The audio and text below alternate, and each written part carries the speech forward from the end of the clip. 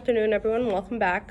For this week is week 5, and we're going to discuss 2 questions, and one question is going to be in regards to the weekly readings. So for question 1 is, in what ways have you witnessed conformity in your workplace? Identify times that conformity has been positive and or negative. So, employee behavior and decision making within the workplace are frequently influenced by the strong presence of conformity in workplace dynamics.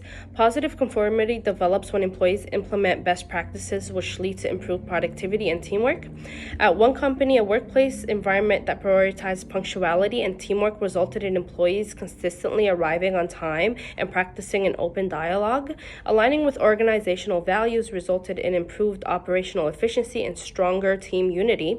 According to 2023, social influences serves as a potent tool within organizations because people modify their actions to match group standards, which typically results in beneficial effects.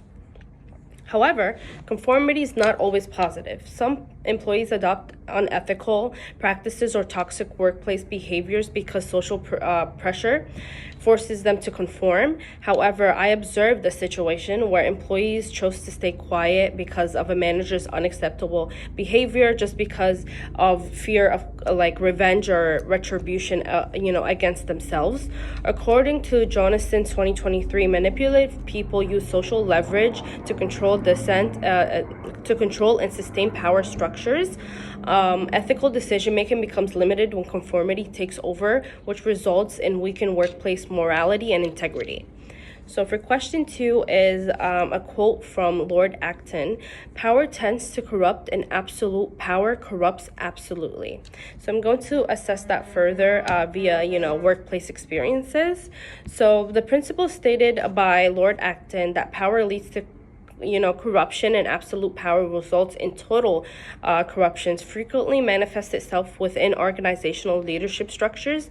Leadership's figures who started out as fair leaders eventually turned authorization and stopped listening to their employees. As an example of power corruptive nature appears to when a manager who previously valued staff contributions begins to ignore their input, and after rising a higher authority of their level, which leads to lower team morality and engagement. The insights from French and Raven's 5 forms of power explain how legitimate power can transform into coercive power if not monitored properly with creative ways to sustain that relationship with your employees, or else it's going to just create a toxic work atmosphere. Power does not inherently lead to corrupt behavior, however. Some leaders employ their power to drive beneficial changes, which includes promotion of fairness and inclusivity. Bones and Flynn's 2023 revealed that people frequently underestimate their power and yet point out the ethical leaders possess the ability to use their power responsible to, elevate their teams. A director aware of their power used is a guide to junior employees towards professional growth instead of abusing their authority. So if you use your power in a good way, you're gonna, leave that example, or have those employees follow in your footsteps. So if you're a good manager or leader and you're using your power in a good way, people will learn from that, and then they'll move on to becoming their own leaders someday, and then they'll look back and be like, okay, my manager was amazing, he used his power for this and that, and I want to follow in his footsteps because our business thrived under him. So evidence shows that although power can lead to corruption, ethical leadership serves to reduce that danger.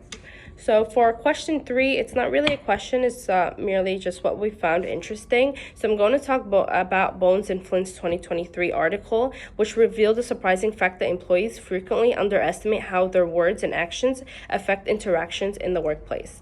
The authors maintain that both workers and leaders underestimate their ability to influence each other, although their choices and actions have a major impact on their peers.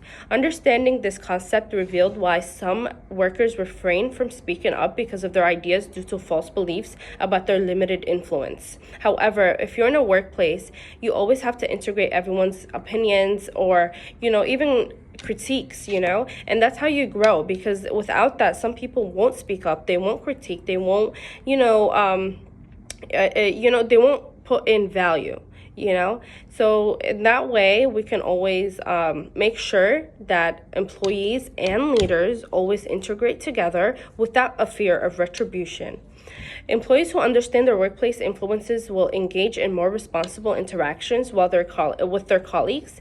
My experience includes witnessing senior employees contributing further. When leaders understand their power, they create workplace that support openness and teamwork. So, like I said, as soon as the leader understands how to create, a really positive workplace environment, then these peers and their employees, the coworkers, are all going to feel supported. So everyone's going to open up to teamwork. Everyone's going to open up to positive communication. So this study by Bones and Flynn 2023 demonstrated that understanding our social impact produces enhanced leadership and communication approaches, which is very important in a workplace, because or else your work, your company, or whatever it may be, won't thrive with such negative feedback or negative leadership at all times. So we always have to incorporate that understanding between a leader and the employee or the coworker or the peers, whatever it may be. So yeah, that's going to be a wrap up for week 5. I hope you guys enjoyed. Have an amazing weekend, and thank you very much.